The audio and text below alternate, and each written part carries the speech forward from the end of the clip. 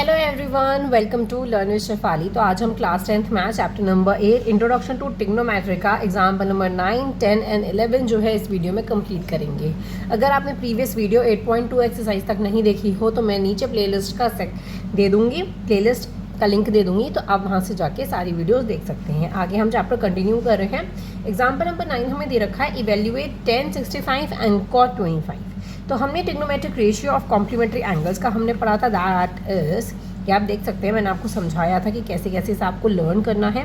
तो सिंपली आपको इस वाले क्वेश्चन में क्या करना है, या तो आप tan को cot के इक्वल दिखा सकते हो या फिर cot को tan के इक्वल दिखा सकते हो, जिससे आप cot की जगह पे दोबारा से tan 65 लिख सकते हो। तो वो आप कैसे करोगे, देखो, या तो आप tan 90 minus theta is equals to cot theta ऐसे दिखा सकते हो, या फिर cot 90 minus theta is equal to tan theta. अब इसको कैसे आप सॉल्व करोगे, ये दोनों चीज़ें आप याद रखो, ठीक है। तो मैं सिंपली क्या ले लेती हूँ, इसके अंदर मैं ले लेती हूँ कॉट को 10 के इक्वल दिखाती हूँ, ठीक है। That is cot theta is equals to 10 90 minus theta, ठीक है।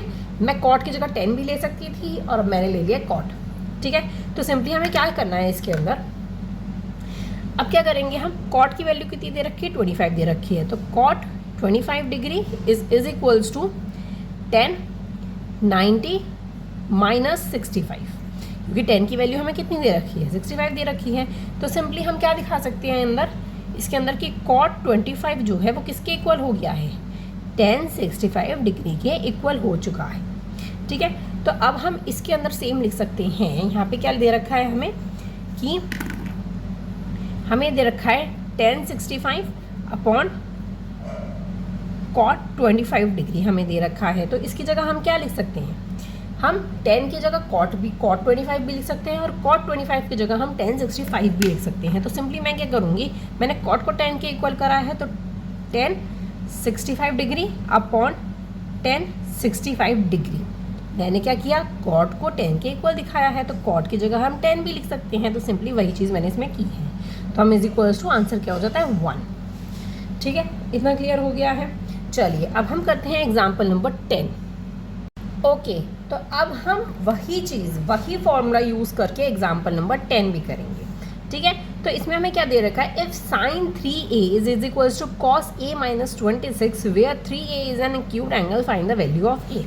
नॉर्मली क्या होता है, हमें थीटा की वैल्यू फाइंड आउट करनी होती है, तो इसमें हमें a की वैल्यू जो है फाइंड आउट करनी है, ठीक है। तो अब हमें क्या दे रखा है, थीटा की जगह हमें दे रखा है 3a, ठीक है। उस अकॉर्डिंग हम a की वैल्यू को हम फाइंड आउट करेंगे। ओके, वही सेम चीज़ हम कर सकते हैं कि साइन को कॉस के इक्वल दिखा दो या कॉस को साइन के इक्वल दिखा दो, एक ही बात है, ठीक है। तो सिंपली मैं क्या ले लेती हूँ, इसके अंदर साइन को कॉस के इक्वल दिखाती हूँ। तो हम क्या, मैं क्या लेती हूँ, sine 3a is equals to cos 90 minus 3a, क्योंकि हमें थीटा की जगह हमें क्या दे रखा है, 3a दे रखा है, ठीक है। मैं ये वाला फॉर्मूला इसके अंदर यूज़ करने वाली हूँ। ओके, तो मैं क्या कर सकती हूँ कि अब आप एक चीज़ देखो, इसे अगर मैं फर्स्ट वैल्यू मान लेती हूँ, ठीक है, इसको अगर मैं फर्स्ट वैल्यू मान लेती हूँ तो यहाँ पे क्या है, साइन 3a और यहाँ पर भी क्या है, साइन 3a। तो कॉस a माइनस 26 और कॉस 90 माइनस 3a दोनों इक्वल हो जाते हैं, तो हम इन दोनों को इक्वल लिख सकते हैं। तो सिंपली मैं इन दोनों को इक्वल लिख लेती हूँ। तो that is cos 90 minus 3a is equals to cos a minus 26 degree, ठीक है। सेम मैं ये चीज़ लिख सकती हूँ। ओके, तो अब हमें क्या बोल सकते हैं यहाँ पे कि 90 minus 3a is equals to a minus 26 are both acute angles. ये क्या है, दोनों ही क्या है, एक्यूट एंगल्स हो जाती हैं। अब हम a की वैल्यू फाइंड आउट कर सकते हैं आसानी से, तो इसमें हम a की वैल्यू फाइंड आउट कर लेते हैं। तो अब हम क्या कर सकते हैं, यहाँ पे हमें 90 दे रखा है पॉजिटिव में, यहाँ पे ये जो चीज़ है 26 यहाँ पे आकर क्या हो जाती है, प्लस में हो जाती है, ठीक है। तो क्या हो जाएगी यहाँ पे plus 26 is equals to a हमें पॉजिटिव में दे रखा है, यहाँ पे जो 3a है यहाँ पे आके क्या हो जाएगा, पॉजिटिव में हो जाएगा, दैट इज 3a, ठीक है। तो दोनों को हम प्लस कर सकते हैं, इन दोनों को प्लस कर दो तो ये आता है 6 और ये हो जाता है 11 इज इक्वल्स टू ये 4a हो जाता है।